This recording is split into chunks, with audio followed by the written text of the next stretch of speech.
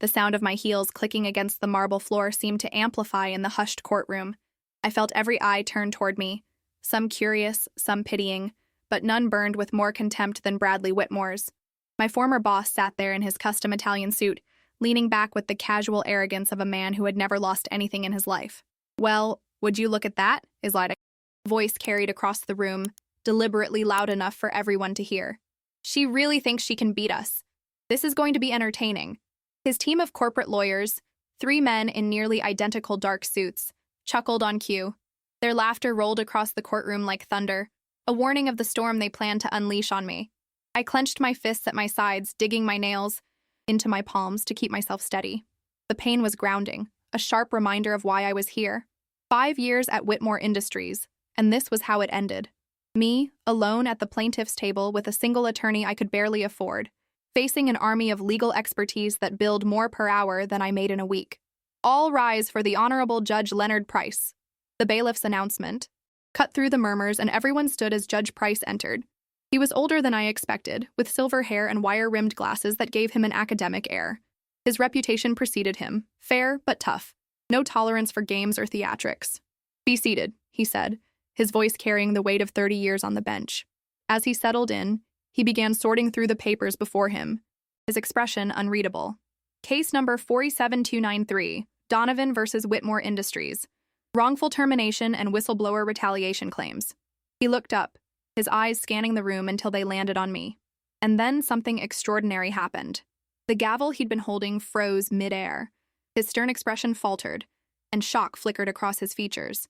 His lips parted slightly, and in a whisper that wasn't meant to carry but somehow did, I heard him say, "Is that her?" A ripple of confusion swept through the courtroom. The smirks on the corporate lawyers' faces faded. Bradley shifted uncomfortably in his expensive leather chair, his laughter cut short like a record scratch.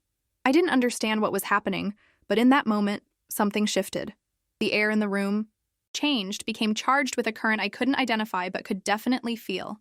My lawyer, Sarah Chen, young, brilliant, and the only person who had believed in my case when 3 other firms had turned me away, straightened beside me.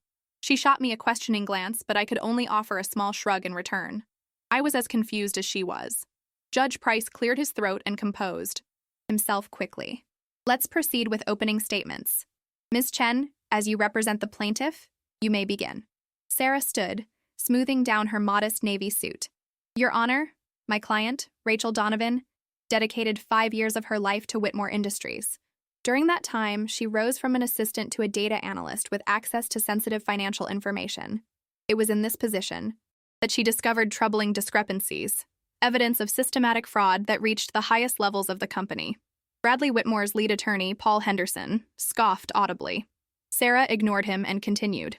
"When Ms. Donovan followed proper channels to report these irregularities, she was systematically isolated, her responsibilities reduced, and ultimately terminated under the false pretense of company restructuring. The evidence will show that Whitmore Industries not only wrongfully terminated Ms. Donovan, but did so specifically to silence her concerns about potentially criminal financial practices." As Sarah spoke, I watched Judge Price. His eyes never left my face, and there was something in his expression I couldn't quite read. Recognition, perhaps, or something deeper. Whatever it was, it made Bradley Whitmore increasingly agitated. He kept leaning over to whisper to Henderson, his face growing redder by the minute. When Sarah finished, Henderson rose with practiced smoothness. His silver hair and tailored suit screamed success and confidence. "Your Honor, this case is nothing more than a disgruntled former employee seeking revenge against a company that found her performance lacking. Ms. Donovan was let go as part of a legitimate restructuring that affected dozens of employees. Her claims of whistleblowing are a convenient fiction created after her termination to extract money from a successful enterprise." He turned to face the room, his voice dripping with condescension. "The defense will demonstrate that not only were there no financial irregularities at Whitmore Industries, but Ms. Donovan herself lacks the expertise to identify such issues even if they existed. This is a simple case of a terminated employee grasping at straws to damage a company's reputation. Nothing more." As Henderson returned to his seat, Bradley gave me a smile that didn't reach his eyes. The same smile he'd given me the day I was escorted from the building. By security, my personal belongings in a cardboard box. "Thank you, counsel," Judge Price said, making notes. Ms. Chen, call your first witness. Sarah stood. Your Honor, the plaintiff calls Rachel Donovan to the stand. I took a deep breath and rose from my seat. As I walked to the witness stand, I could feel Bradley's eyes burning into me, could practically hear his thoughts. This will be over. By lunch. What he didn't know, what none of them knew except apparently Judge Price, was that this wasn't just a labor dispute. This was the moment 5 months of silent work with federal investigators had been building toward. This was the day Bradley Whitmore's empire would begin to crumble. And I was the one holding the match. 5 years earlier, I had walked into the gleaming glass headquarters of Whitmore Industries with stars in my eyes. Fresh out of college with a business degree and student loans that kept me awake at night, I saw the entry-level assistant position as my first step towards something greater. Welcome to Whitmore, the HR director had said, handing me an employee badge. We expect excellence here. Bradley doesn't tolerate anything less. I soon learned what that meant. 14-hour days, missed dinners with friends, canceled vacations.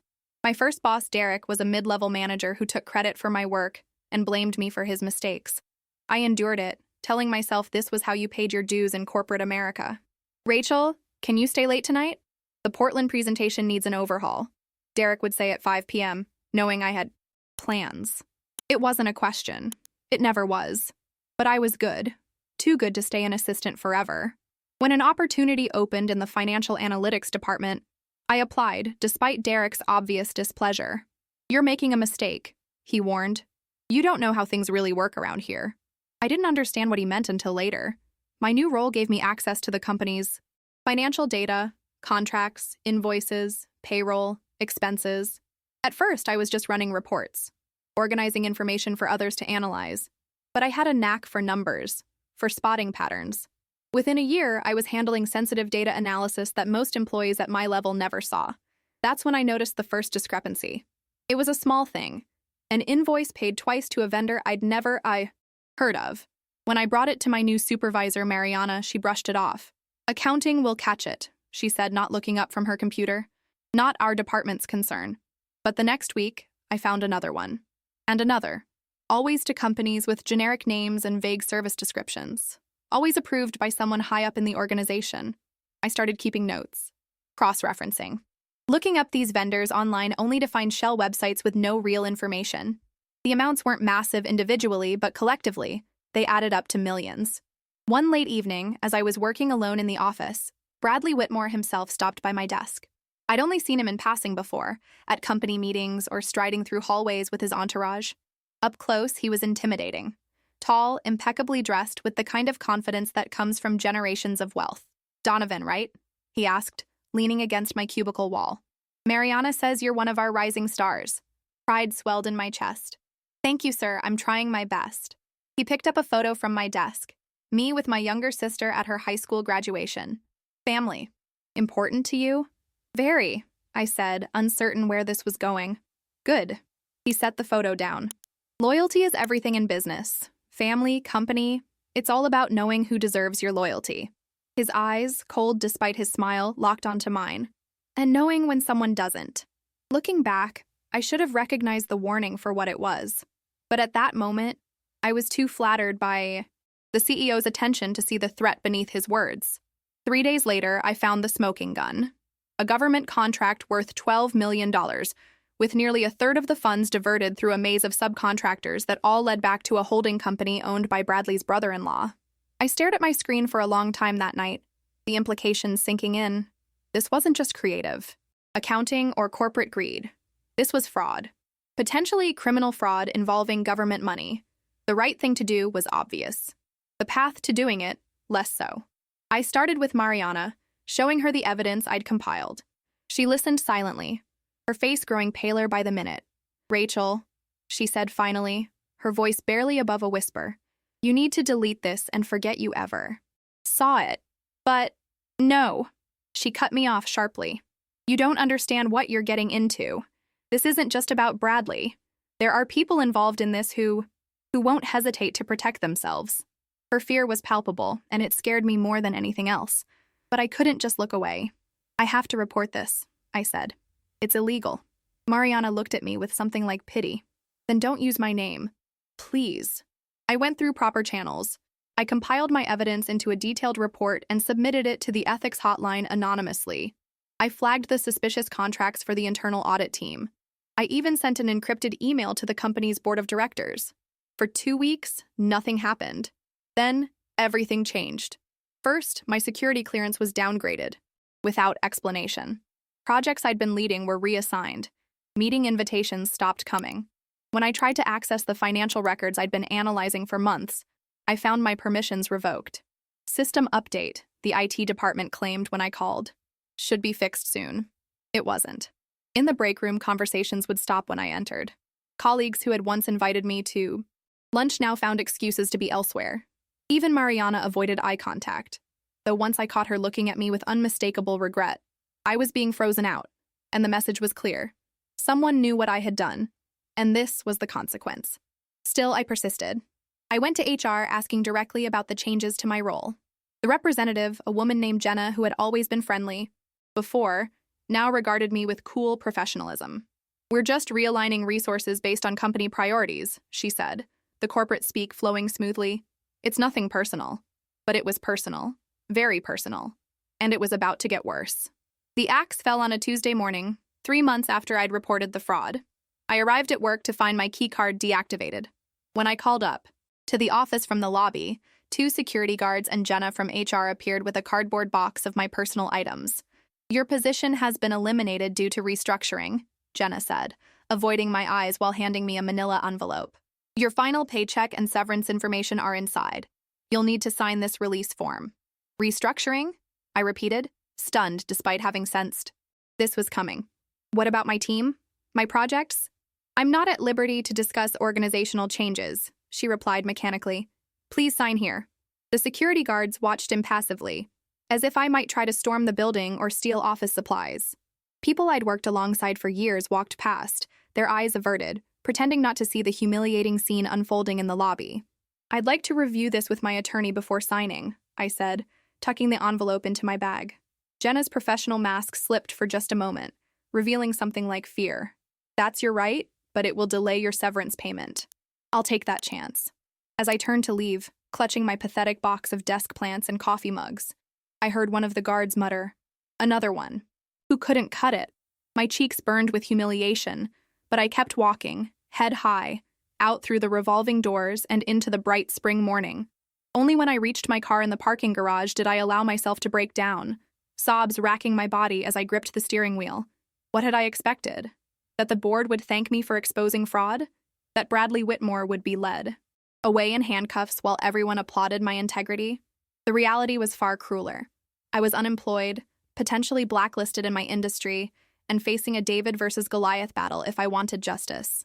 The severance agreement was a masterpiece of legal intimidation.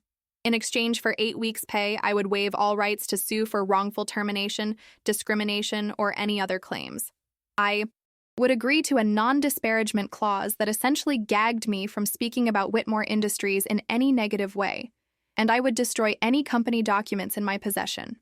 That last part gave me pause, because what they didn't know was that I had copies, dozens of files meticulously documented, showing the fraud in irrefutable detail.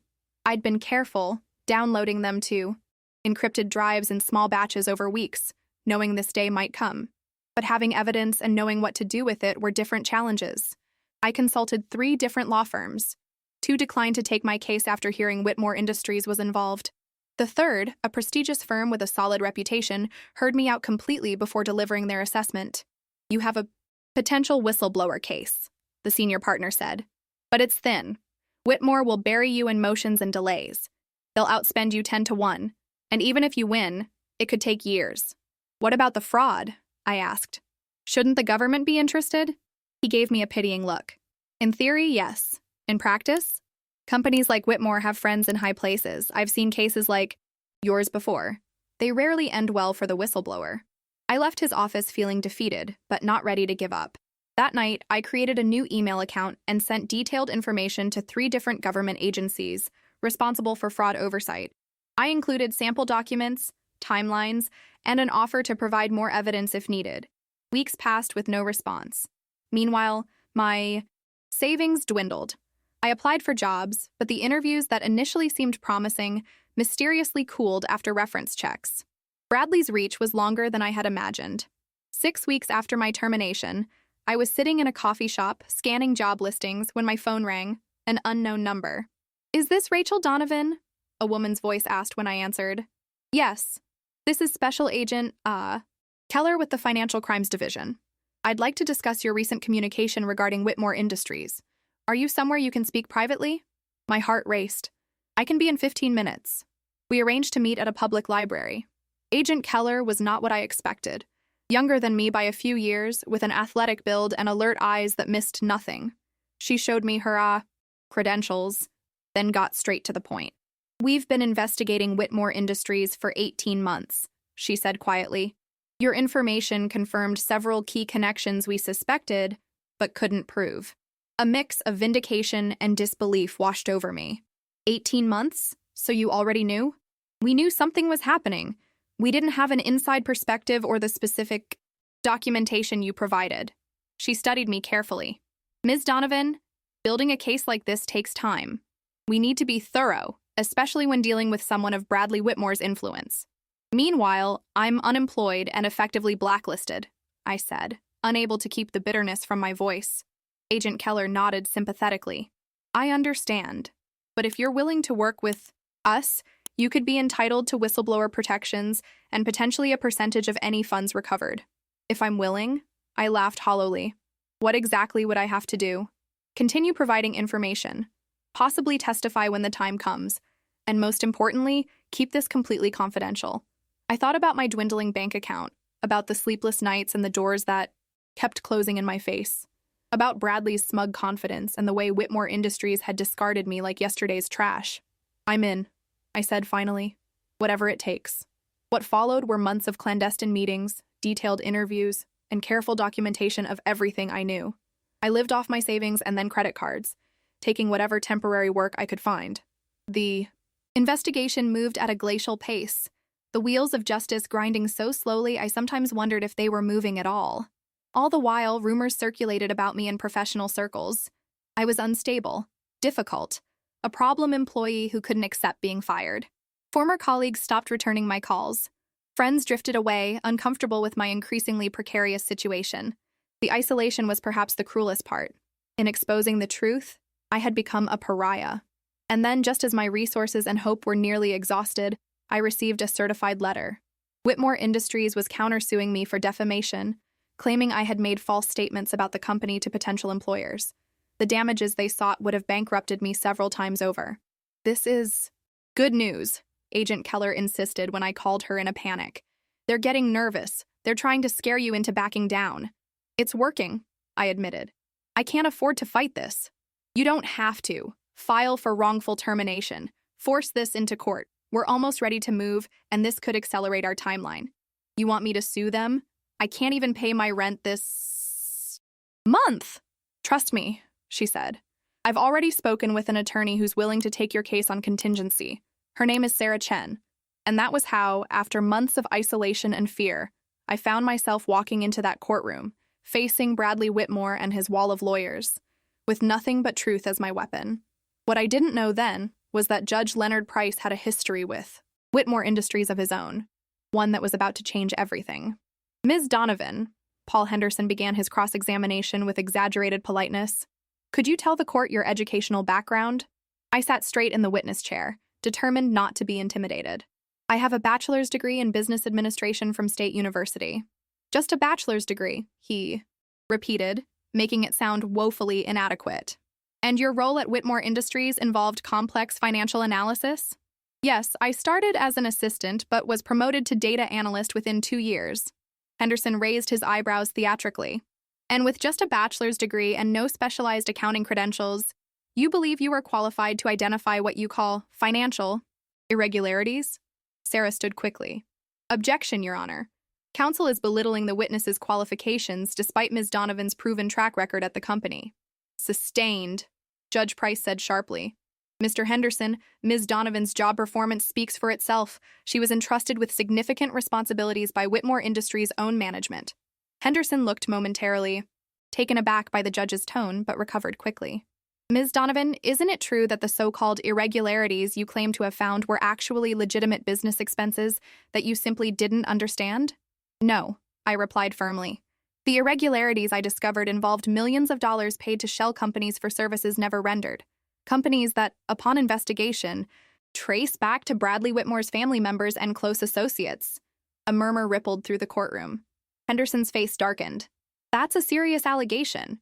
Do you have evidence of these supposed payments? Yes, I said simply. Henderson smirked. Yet you didn't include any such evidence in your initial complaint. Curious oversight for something so central to your case. I provided that evidence to federal authorities, I replied calmly. The smirk froze on Henderson's face. Bradley Whitmore sat up straight, his expression shifting from arrogant to alarmed. Federal authorities? Henderson repeated, his voice carefully controlled. What federal authorities? Before I could answer, Judge Price intervened.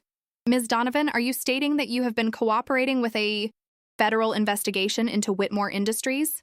Yes, Your Honor. For the past 5 months, I've been working with Special Agent Keller of the Financial Crimes Division. The courtroom erupted in whispers. Bradley leaned urgently toward his legal team, his face flushed with anger. Judge Price banged his gavel. Order! He turned to Henderson. Counsel, do you wish to continue this line of questioning? Henderson conferred hastily with his colleagues. A short recess would be appreciated, Your Honor. Denied, Judge Price said coldly. You opened this door, Mr. Henderson. Now you can walk through it. Henderson loosened his tie slightly. No further questions for this witness, Your Honor. As I stepped down from the witness stand, my legs shaking slightly, I caught Judge Price, looking at me with unmistakable respect. The same look I'd glimpsed when he first saw me. Sarah stood. Your Honor, the plaintiff would like to call our next witness. Special Agent Miranda Keller. The courtroom doors opened, and Agent Keller strode in, her badge visible on her belt. Bradley Whitmore's face went from red to ashen in seconds. What followed was devastating testimony. Agent Keller methodically laid out the federal case against Whitmore Industries: contract fraud, money laundering, tax evasion, and obstruction of justice. She explained how my documentation had provided crucial evidence linking Bradley directly to the scheme. And would you say Ms. Donovan's termination was related to her discovery of this fraud? Sarah asked. Without question, Agent Keller replied. Our investigation shows a clear pattern of retaliation beginning immediately after Ms. Donovan reported her concerns through proper channels. When Henderson rose to cross-examine, he seemed deflated, going through the motions with none of his earlier arrogance. His questions focused on technicalities, trying to create doubt about timing and procedures, rather than attacking the substance of the allegations. As the day progressed, more witnesses took the stand. Mariana, my former supervisor, testified reluctantly about the pressure she'd faced to ignore irregularities. A board member admitted they had buried my report without investigation after a phone call from Bradley. An IT specialist confirmed my access had been systematically restricted following my ethics complaint. By late afternoon, Bradley was constantly whispering to his legal team, his composure completely shattered. The lawyers who had laughed at me that morning now looked like men watching their careers circle the drain. During the final recess, Sarah pulled me aside in the hallway, her eyes bright with triumph. Judge Price just received word that the U.S. Attorney's Office is filing criminal charges against Bradley and 3 other executives. They're requesting he be taken into custody directly from the courtroom. I leaned against the wall, overwhelmed. This is really happening. It's happening because you stood up, Sarah said firmly. Not everyone would have had that courage. When court resumed, Judge Price looked solemnly around the room. Before we continue, I have something I must disclose. He removed his glasses, polishing them slowly. 23 years ago, I was a junior attorney at Calhoun & Associates. I was assigned to review a government contract involving a subsidiary of what would later become Whitmore Industries. The room went completely still. Bradley stared at the judge, recognition dawning on his face. I discovered irregularities in the billing, Judge Price continued. When I brought them to my superiors, I was told to overlook them. I refused. He put his glasses back on. A week later, I was terminated. No law firm in the city would hire me after that. It took me years to rebuild my career. He looked directly at me.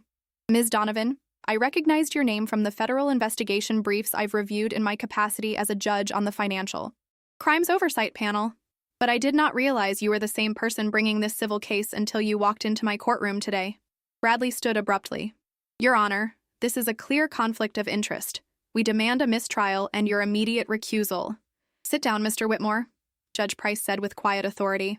I have already contacted the Judicial Ethics Committee during our last recess. They have reviewed the circumstances and determined that since the criminal and civil cases will proceed separately, there is no basis for my recusal from the civil matter. He turned to the bailiff. However, there are federal agents waiting outside this courtroom with a warrant for Mr. Whitmore's arrest. Please escort them in. And just like that, the balance of power shifted completely. The man who had mocked me, who had destroyed my career and tried to crush my spirit, was being handcuffed in front of everyone who had witnessed his earlier arrogance. As Bradley was led away, his eyes locked with mine one last time. There was no remorse there, only cold fury and disbelief that someone like me, someone he considered insignificant, could have brought him down. I felt no joy in that moment, no vindictive pleasure. Only a profound sense of relief that the truth had finally come to light. The headlines exploded the next day. Whitmore CEO arrested in massive fraud scheme. My name appeared in most of the articles. Former employee Rachel Donovan's whistleblowing led to the investigation, transforming me overnight from unemployed pariah to celebrated whistleblower. My phone wouldn't stop ringing. Reporters camped outside my apartment building. Old colleagues suddenly remembered our friendship and reached out with effusive messages of support. It was dizzying how quickly the narrative shifted. You should give an interview, Sarah advised when we met to discuss the civil case, which was now all but won. Shape the story yourself before others do it for you. But I wasn't ready for spotlights. The vindication was still too raw, too new. I needed time to process everything that had happened. The civil trial concluded swiftly. With Bradley in custody and federal charges pending, Whitmore Industries Board was desperate to settle. They offered a substantial sum, enough to cover my lost wages, legal fees, and provide financial security for years to come, along with a public acknowledgement of wrongdoing. It's a good offer, Sarah said. You could walk away today. I studied the settlement papers, thinking about the months of isolation and fear. I want one more thing, I said finally. A commitment to implement real whistleblower protections for their employees. Independent oversight of the ethics hotline, actual accountability. Sarah smiled. That's why I like you, Rachel. Most people would just take the money. I didn't do this for money, I reminded her. I did it because it was right. The board agreed to my terms with surprising speed. Later, I learned that federal investigators had made similar demands part of their deferred prosecution agreement with the company. As the media frenzy intensified, I retreated. I sublet my apartment and moved temporarily to a small lakeside cabin owned by my aunt, 2 hours outside the city. There, surrounded by pine trees and silence, I began to heal from the ordeal that had consumed nearly a year of my life. I walked by the lake each morning, watching mist rise off the water. I read books that had nothing to do with business or ethics or fraud. I slept without nightmares for the first time in months. One crisp autumn afternoon, as I sat on the dock with a cup of tea, my phone rang. Agent Keller. Thought you might want to know, she said without preamble. Bradley Whitmore was denied bail. The judge deemed him a flight risk after investigators discovered he'd been transferring funds to accounts in non-extradition countries. How are you holding up? I asked, knowing she was still deep in the investigation. Busy. We've identified at least 12 more companies involved in the scheme. This thing goes deeper than anyone realized. She paused. Your documentation was the key, Rachel. Without you, we might never have connected all the dots. After we hung up, I sat watching the sun sparkle on the water, feeling an unfamiliar sense of peace. I had done the right thing, no matter the cost. And somehow, improbably, justice had prevailed. 3 weeks into my self-imposed retreat, I received a handwritten note with a local postmark. Inside was an invitation. Ms. Donovan, I would be honored if you would join me for coffee this Saturday at Westlake Cafe at 10 a.m. There's something I'd like to discuss with you. Respectfully, Judge Leonard Price Curious. I drove into the small town that Saturday. Judge Price was already there when I arrived, dressed casually in a sweater and khakis, looking more like a retired professor than a federal judge. Thank you for coming, he said, rising to greet me. I wasn't sure you would. I was intrigued, I admitted as we sat. It's not every day a judge asks me to coffee. He smiled slightly. I wanted to speak with you away from the courthouse, away from the case. He stirred his coffee thoughtfully. What you did took extraordinary courage. Few people understand what it truly costs to stand up against power like that. You do. I said simply. He nodded. Yes. Though my experience was a pale shadow compared to what you endured. He leaned forward. Ms. Donovan, Rachel, I didn't invite you here just to congratulate you. I have a proposal. I'm listening. I sit on the board of the Integrity in Government Foundation. We work with whistleblowers, helping them navigate the legal, financial, and emotional challenges they face.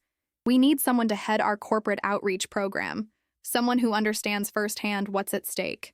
I blinked, surprised. You're offering me a job? I'm offering you a purpose. He corrected gently. A way to use your experience to help others facing similar situations. The salary is modest compared to corporate work, but the impact is significant. I thought about the long, lonely months when I'd felt utterly alone, about how different it might have been if I'd had guidance from someone who truly understood. When would you need an answer? I asked. Take your time, he said. The position won't be filled until you decide. Meanwhile, he reached into his briefcase and pulled out a book. You might find this helpful. It's my journal from the year after I was terminated. I've never shown it to anyone else. I accepted the slim volume, touched by the gesture. Thank you. I'll take good care of it. That night, I read Judge Price's journal by the cabin's fireplace. His words from 23 years ago echoed my own experience with eerie precision. The same doubts, the same isolation, the same questioning whether standing up had been worth the cost. But there was something else in those pages. A slow transformation from bitterness to purpose. A recognition that his experience, painful as it was, had shaped him into someone who could truly understand justice. In a way others couldn't. The final entry read, "Today I was sworn in as a judge.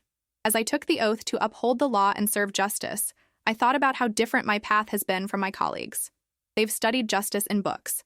I've lived it in the loss of a career, the questioning of my worth, the rebuilding of my life. Perhaps that's exactly why I belong on this bench." I closed the journal, understanding why he had shared it with me. He had found meaning in his suffering by using it to become someone who could prevent others from suffering similarly. Could I do the same? The next morning, I called Judge Price and accepted the position. 6 weeks later, I stood before a conference room filled with legal advocates, corporate ethics officers, and government representatives. The new director of corporate outreach for the Integrity in Government Foundation, I was giving my first official presentation. When a whistleblower comes forward, I began, they're not just risking their job. They're risking their identity, their security, their place in the world. The question we need to ask isn't just how to protect them legally, but how to ensure they don't face that journey alone. From the back of the room, Judge Price nodded encouragingly. Beside him sat Agent Keller, who had become both colleague and friend in the months since the trial. In the audience were faces I didn't recognize, other whistleblowers I would later learn, who had come to see someone who understood their experience firsthand. People who had made the same difficult choice I had and were living with the consequences. For them, and for myself, I continued to speak, not about revenge or vindication, but about integrity, about systems that protected truth-tellers instead of punishing them, about the possibility of justice that didn't require personal destruction. It wasn't the life I had planned. It wasn't the career I had trained for. But as I looked out at those faces, especially the uncertain ones, the ones still carrying fear and doubt, I knew I was exactly where I needed to be. The person who had walked into that courtroom facing Bradley Whitmore's mockery no longer existed. In her place stood someone stronger, someone who understood that true power came not from position or money, but from the courage to stand for truth, no matter the cost. And that was something Bradley Whitmore, for all his wealth and influence, would never understand. Winter melted into spring, and my work at the foundation took on a rhythm. Each day brought new challenges. Whistleblowers needing guidance, corporations seeking to improve their ethics programs, some sincerely, others merely for show, legislators looking for input on protection laws. I moved back to the city, finding an apartment in a quiet neighborhood far from the glass tower where I'd once worked. My life simplified in ways that surprised me. The designer clothes and status symbols that had once seemed so important now felt like artifacts from someone else's life. One Tuesday morning, my assistant buzzed my office. "There's a Mariana Vasquez here to see you. No appointment." My former supervisor. I hadn't seen her since the trial, where her reluctant testimony had helped confirm the retaliation pattern. "Send her in," I said, curious and slightly wary. Mariana entered hesitantly, looking both familiar and changed. The corporate polish was gone, replaced by a simpler style. She had lost weight, and shadows under her eyes suggested she hadn't been sleeping well. "Rachel," she said, hovering near the door. "Thank you for seeing me." "Of course." I gestured to the chair across from my desk. "Please sit down." She perched on the edge of the seat, clutching her purse like a lifeline. "I've been wanting to contact you for months, to apologize. I should have stood with you from the beginning." "You were afraid," I said, not unkindly. "I understand that now better than I did then. Fear is no excuse for cowardice," she replied, her voice tight. "You were right, and I knew you were right, and I still let them push you out." She looked down at her hands. "After everything fell apart, after Bradley's arrest, the board brought in new management. They've been cleaning house. I was let go 3 weeks ago." I absorbed this information silently. Part of me felt a flicker of vindication, quickly replaced by empathy. I knew exactly what she was going through. "I'm sorry to hear that," I said genuinely. "Don't be. It's what I deserve." She finally met my eyes directly. "I'm not here to ask for your forgiveness, Rachel. I'm here because I have information. Things I was too afraid to tell before, about how far up the fraud really went, about board members who knew and looked the other way." I leaned forward, instantly alert. "Have you spoken to Agent Keller?" "Not yet. I wanted to talk to you first. To make sure—" She trailed off. "To make sure you wouldn't be hung out to dry." I finished for her. "That's smart, Mariana. And you came to the right place." Within an hour, I had arranged a meeting with Agent Keller in a secure location. Within a week, Mariana had officially joined the growing list of whistleblowers in the Whitmore case, her testimony expanding the investigation to include 3 board members previously thought uninvolved. And within a month, she had joined our team at the Foundation, bringing valuable insight into the corporate psychology that silenced potential whistleblowers. "I never thought I'd be working for you," she commented one evening as we stayed late, preparing for congressional testimony. "Life takes strange turns," I agreed, handing her a coffee. "A year ago, I was unemployed and wondering if I'd ever work again." "Do you ever regret it?" she asked quietly. Standing up, knowing what it would cost? I considered the question seriously. There were moments, many moments, when I thought I'd ruined my life, when I couldn't see any path forward. Looked around my modest office, at the wall of thank you notes from whistleblowers we'd helped. But no, I don't regret it. I couldn't have lived with the alternative. Mariana nodded slowly. "I'm starting to understand that now."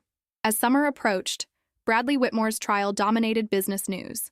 The evidence was overwhelming, with new witnesses coming forward weekly as the culture of fear he chamois had created crumbled in his absence. I avoided following the coverage closely, preferring to focus on our work rather than reliving that chapter of my life. But I couldn't escape it entirely. My name was mentioned frequently, and occasionally reporters would call for comment. "You should testify," Agent Keller urged during one of our regular check-ins. "Your statement would be powerful." "Haven't I said enough already?" I countered. "The evidence speaks for itself." "It does," she agreed. "But juries respond to people, not just documents. They need to see the human impact of what Whitmore did." I reluctantly agreed to testify, knowing she was right but dreading the prospect of facing Bradley again, of reopening wounds that had finally begun to heal. The federal courthouse was larger and more imposing than the one where our civil case had unfolded. Security was tight, with media crowding the steps and curious onlookers filling the public seating area. I was escorted to a witness preparation room, where I waited for hours, reviewing my planned testimony with the federal prosecutors. The delay stretched from morning into afternoon, nerves building with each passing hour. Finally, a junior attorney burst into the room, his expression a mix of shock and excitement. "It's over," he announced. "Whitmore just took a plea deal." "What?" The lead prosecutor stood. "When? Why wasn't I informed?" "It happened 30 minutes ago in the judge's chambers." His attorneys approached with the offer after lunch recess. The young lawyer couldn't contain his excitement. "He's pleading guilty to all major charges in exchange for cooperation against the bigger fish." "Bigger fish?" I repeated, confused. "Who's bigger than Bradley Whitmore?" The prosecutor exchanged glances with the junior attorney. "That's classified for now." But this case just expanded significantly. I sat back, trying to process what this meant. No testimony, no cross-examination, no facing Bradley across the courtroom. "So it's really over?" I asked. "Just like that?" "The sentencing phase will follow," the prosecutor explained. "But yes, the trial portion is over. Bradley Whitmore has admitted his guilt. on the record. As I left the courthouse, slipping out a side entrance to avoid the media, I felt strangely hollow. For months I had dreaded this confrontation, building it up in my mind. Now it had evaporated, replaced by an anticlimactic plea deal. I walked aimlessly for hours through the city, eventually finding myself near the harbor. Sitting on a bench overlooking the water, I watched boats glide past as the sun began to set, casting golden light across the waves. A sense of peace gradually settled over me. Bradley's plea was, in its way, the ultimate vindication, more powerful than any victory in court could have been. He had admitted what he'd done. The truth I had sacrificed so much to expose was now acknowledged fact, no longer dismissed as the claims of a disgruntled ex-employee. My phone buzzed with a message from Judge Price. Just heard the news. Sometimes justice arrives in unexpected ways. Dinner tomorrow to celebrate? I smiled, typing back my acceptance. As twilight deepened around me, I realized I had been given a rare gift: complete closure. The fight was over and truth had prevailed. What remained now was not looking backward, but forward, to the work still to be done, to the lives still to be changed, to becoming not just someone who had survived injustice, but someone who prevented it. The harbor lights began to twinkle on as darkness fell. I stood, taking one last look at the water before turning toward home, toward tomorrow, toward whatever came next. 1 year to the day after Bradley Whitmore's sentencing, 15 years in federal prison, plus restitution of over $200 million. I found myself standing before a lecture hall filled with business students. The irony wasn't lost on me. The woman once blacklisted in the corporate world was now a guest lecturer at one of the country's most prestigious business schools. Ethics isn't an abstract concept, I told them, scanning the young, earnest faces. It's not something you only consider in crisis.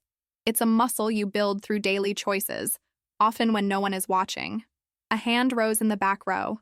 But Ms. Donovan, wasn't your whistleblowing an extreme case? Most of us won't face anything like that in our careers. I smiled, having anticipated this question. The spectacular ethical failures, the ones that make headlines, don't happen overnight. They're built on thousands of small compromises. Moments when someone thought, this doesn't feel right, but everyone else is doing it, or it's just this once, or who would it really hurt? The room was silent. Students, scribbling notes or typing on laptops. Bradley Whitmore didn't wake up one morning and decide to commit massive fraud, I continued. It began with small corners cut, minor rules bent, the gradual normalization of unethical behavior until the unthinkable became routine. Your ethical challenges will likely start small, and that's precisely when your choices matter most. After the lecture, a young woman approached me, hanging back until the other students had left. She reminded me of myself at that age, determined, bright-eyed, perhaps a bit naive about the world she was entering.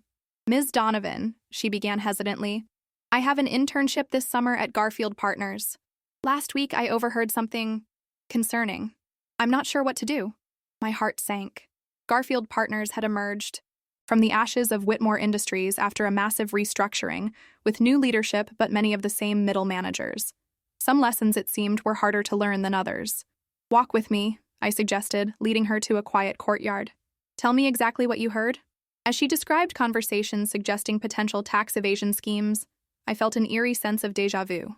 The methods were different, but the ethical disregard was painfully familiar. You have 3 options, I told her when she finished. Stay silent and become complicit. Quit and walk away clean. Or document what you've observed and report it through proper channels. What would you do? She asked, looking younger than her years. I considered my answer carefully.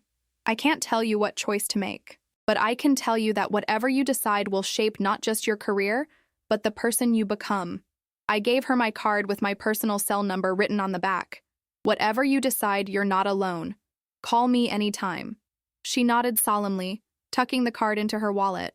As I watched her walk away, I wondered what choice she would make, and whether Garfield Partners had learned anything at all from its predecessor's downfall. 2 days later, my phone rang at 11 p.m. The young intern, Emily, was sobbing. I tried to talk to HR, she managed between tears. They said I must have misunderstood, that I should be careful about making accusations that could damage my future. The familiar pattern made my stomach tighten. Where are you now? Outside the building, they asked for my badge. said my internship was being reevaluated. Stay there, I said firmly. I'm calling you an Uber. Come to my apartment.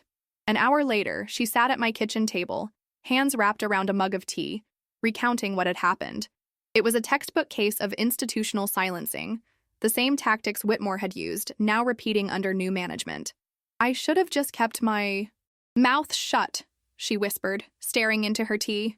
Now, my resume has a black mark, and for what? Nothing's going to change. That's what they want you to believe, I replied gently. That speaking up is futile. That the system is too big to change. It's how they maintain power. I made a decision then, one that would alter the course of my work and life.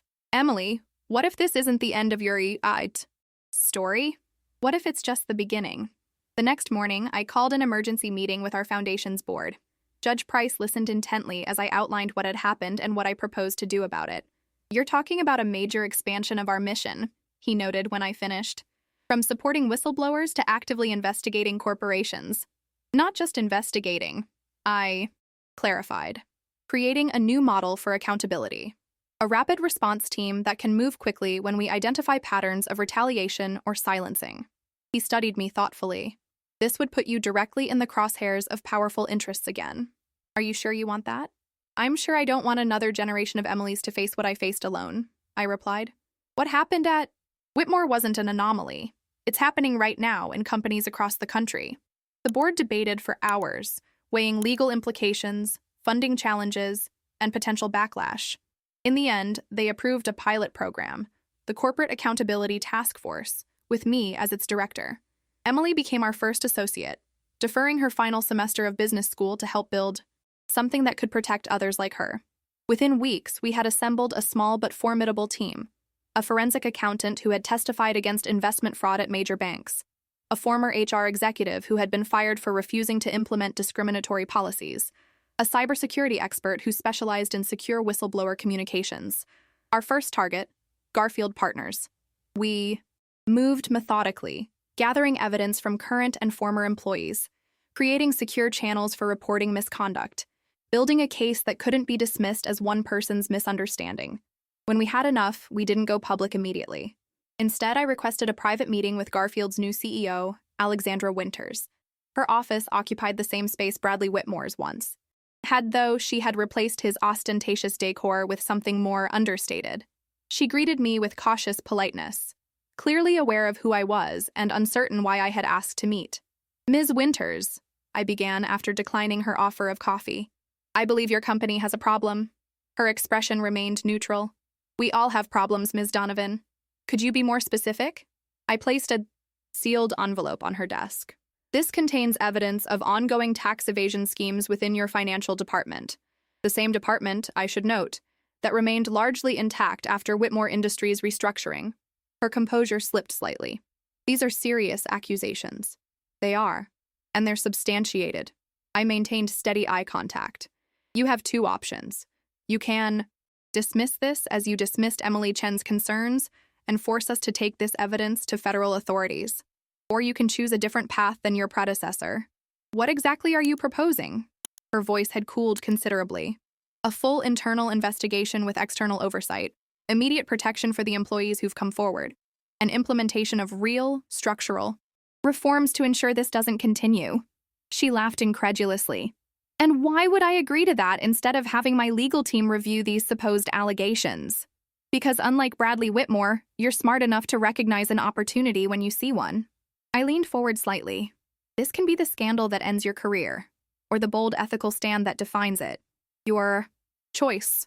For a long moment, she said nothing, her calculating gaze assessing me, weighing options, considering angles. I inherited a culture, she said finally. I didn't create it. True, I acknowledged, but you've allowed it to persist. That responsibility is yours. Another long silence stretched between us. Then she reached for her phone. Janet, clear my calendar for the rest of the day. And contact the board. We need an emergency meeting. She looked back at me. Who's overseeing this external review? Judge Leonard Price has agreed to lead it, assuming you cooperate fully. Something like respect flickered across her face. You don't think small, do you, Ms. Donovan? Not anymore, I replied simply. What unfolded over the following months became a template for our work. a model of corporate accountability that didn't require years of federal investigation or the complete destruction of a company. Garfield Partners underwent a painful but ultimately transformative process, cleaning house where necessary and implementing safeguards against future misconduct. Emily was reinstated with a formal apology and a real position on the corporate ethics team. More importantly, the employees who had been silenced for years finally had their experiences validated and their concerns addressed. At a dinner celebrating the successful conclusion of our first major intervention, Judge Price raised his glass. To Rachel Donovan, who has found a way to turn personal trauma into systemic change. I shook my head slightly. To all of us who refuse to believe that the way things are is the way they have to be. As we clinked glasses, I caught Emily's eye across the table. The haunted look she had worn that night in my kitchen was gone, replaced by something I recognized from my own journey. The quiet confidence that comes from standing up and being counted, from discovering that one voice, raised at the right moment, can indeed change everything. 5 years passed, each one bringing new challenges and unexpected allies. Our foundation grew from a small advocacy group into a nationally recognized force for corporate accountability. The Corporate Accountability Task Force model was replicated in cities across the country, creating a network that could respond quickly when whistleblowers faced retaliation. Emily Chen completed her business degree and returned to us as Director of Corporate Outreach, speaking at the same business schools that had once taught ethics as an abstract concept. Mariana headed our training division, helping companies build genuinely effective reporting systems. Agent Keller, after retiring from federal service, joined our board, bringing her investigative expertise to our expanding mission. On a bright spring morning, I stood in the federal courthouse where Bradley Whitmore had taken his plea deal years earlier. Today, I wasn't a witness but an invited speaker at a judicial conference on whistleblower protections. The irony wasn't lost on me. The system that had once seemed impenetrable was now seeking my input on how to change. The greatest barrier whistleblowers face isn't legal but psychological, I told the assembled judges and attorneys. It's the profound isolation that comes from standing alone against institutional power. Our laws can address the former, but until we address the latter, we'll continue to see truth-tellers silenced not by force, but by fear. Afterward, a distinguished-looking man approached me. Ms. Donovan, that was remarkably insightful. I'm Senator James Mitchell. I recognized him immediately, the newly appointed head of the Senate Committee on Corporate Oversight. Senator, your work on the Whistleblower Enhancement Act is impressive. Not impressive enough, apparently, he said with a rueful smile. It's stalled in committee. That's actually why I wanted to speak with you. We're holding hearings next month, and your testimony could make a significant difference. I'd be honored, I replied. But may I suggest something that might be more powerful? I'm listening. Instead of just me, bring a panel of whistleblowers from different industries: healthcare, finance, technology, government. Let the committee hear directly from people whose lives were upended by coming forward, from their own voices rather than through advocates like me. He considered this thoughtfully. That could be very compelling. Would you help us assemble such a panel? On one condition, I said, that you also hear from companies that have implemented successful ethics programs, proof that accountability and profitability can coexist. Done, he agreed immediately. My assistant will contact yours to arrange the details. As the senator walked away, I felt a tap on my shoulder. I turned to find Judge Price, his hair now completely silver but his eyes as sharp as ever. Making deals with senators now? He asked with a slight smile. You've come a long way from that first day in my courtroom. Thanks to you, I acknowledged. I wouldn't be here if you hadn't recognized me that day. No, he corrected gently. You wouldn't be here if you hadn't first recognized yourself, your own courage, your own worth. I merely saw what was already there. We walked together through the courthouse corridors, discussing the upcoming hearings and the potential for real legislative change. As we reached the building's grand entrance, he paused. I'm retiring next month, he said, somewhat abruptly. The news surprised me. But your work on the financial crimes bench is finished, he completed. It's time for someone else to carry that forward. He looked at me directly. The foundation will need a new board chair. I understood immediately what he was suggesting. Judge Price, Leonard, he corrected. It's time you called me Leonard, Rachel. Leonard, I amended, the name feeling strange after years of formality. Are you sure I'm the right person? I'm not an attorney or a former judge. You're exactly the right person. You understand what's at stake in a way few others do. He gazed out at the city beyond the courthouse steps. When I was forced out of my firm 28 years ago, I never imagined it would lead me here, to this work that has meant more than any corporate success ever could have. Sometimes our greatest setbacks reveal our true purpose.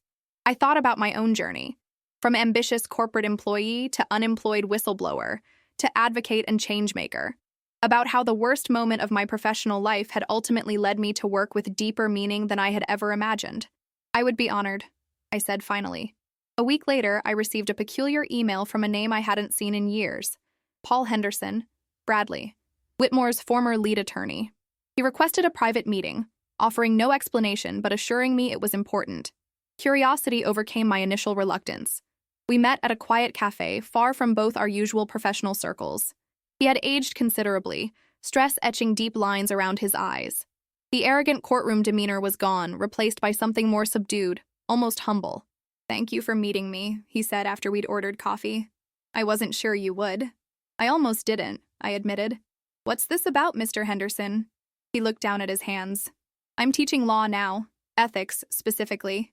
He gave a self-deprecating laugh. "Ironic, isn't it?" I waited, sensing there was more. "I use your case as a teaching example," he continued. "Not the way you might think. I use it to show my students how easily we can become complicit in wrongdoing when we prioritize winning over justice." This wasn't what I had expected. "You knew what Bradley was doing?" "Not at first," he said, meeting my eyes directly. "But I chose not to look too closely once I suspected. I told myself it wasn't my job to question my client, only to defend him." He shook his head. "Slowly. It's taken me years to acknowledge the moral failure in that position." "Why are you telling me this now?" I asked. "Because my students read about your foundation, about the changes you've created. They ask me what it was like to be on the wrong side of history." He paused. "I tell them there are no sides to history, only choices that either move us toward justice or away from it. I made the wrong choice. You made the right one at enormous personal cost." He reached into his briefcase and withdrew a check, sliding it across the table. "This is my first year's salary as a professor. I'd like to donate it to your foundation." I stared at the check, then back at him. "This is substantial." "It's not about the amount," he said quietly. "It's about acknowledging my part in a system that punishes truth and rewards power. It's a beginning, not an atonement." I accepted the check, understanding the gesture for what it was. Not charity, but a form of reconciliation. Your students are fortunate to have someone teaching ethics who understands its cost. As I left the cafe, I reflected on how completely the landscape had shifted. Former adversaries becoming allies. Whistleblowing entering mainstream conversation. Companies voluntarily implementing the reforms we had once had to fight for. None of it erased what had happened. The fear and isolation I had endured remained part of me, informing my work, deepening my empathy for others facing similar choices. But now those painful experiences served a purpose greater than I could have imagined when I first noticed those irregular numbers in Whitmore's financial records. That evening, I received a text from Emily. Senator's office confirmed all 6 whistleblowers for the panel. "This is happening." I smiled, texting back congratulations before setting my phone aside. From my apartment window, I could see the city lights coming on as dusk deepened into night. Somewhere out there, someone was facing the same choice I had. Speak up or stay silent, risk everything, or preserve what little safety remained. Because of our work, that person might not have to face that choice alone. Because of our work, truth might not cost them everything, as it nearly had me. That, I realized, was the true measure of success. Not the headlines or policy changes or even the corporate reforms, important as those were. It was the quiet knowledge that the path for others might be slightly less treacherous, because we had walked it first and left signposts along the way. Judge Price, Leonard, had been right. My greatest setback had revealed my true purpose. In trying to destroy me, Bradley Whitmore had inadvertently set me on a path to creating something he could never understand. A world where integrity wasn't punished, but protected, where truth wasn't silenced but amplified. The final irony was that I owed him a debt for that, though not one he would ever appreciate. In his arrogance, in his moment of mockery as I walked into that courtroom years ago, he had unknowingly helped forge the person I was meant to become. I turned away from the window, toward the stack of whistleblower testimonies I was reviewing for the Senate hearings. There was still so much work to do, so many voices yet to be heard. But for the first time in a long time, I felt the balance shifting, slowly, imperfectly, but unmistakably, toward justice. And that was a legacy worth building, one truth at a time.